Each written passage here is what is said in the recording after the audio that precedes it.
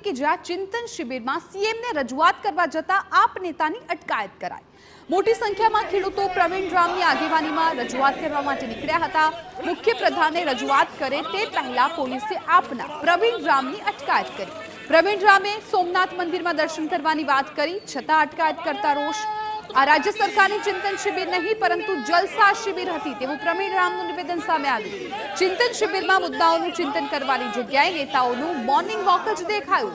પ્રવીણ રામની સાથે દેવેન્દ્ર સોલંકી, વિજય હિરપરા અને અન્ય આગેવાનોની પણ અટકાયત કરાઈ। મેં મુખ્યમંત્રી પાસે ઇકોઝોન અને આ જિલ્લાના અન્ય મુદ્દાઓ માટે ચિંતન કરવા માટે સમય માંગ્યો હતો, પરંતુ મુખ્યમંત્રીએ સમય આપવાની જગ્યાએ પોલીસને આગળ ધરી અને અમારી અટકાયત કરી છે। ત્યારે આમનો સીધો મતલબ એ થાય છે કે આ ગુજરાતની ભાજપ સરકાર આ જિલ્લાની અંદર ચિંતન કરવા માટે આવી જ નહોતી। આ ગુજરાત અને હવે રાજ્ય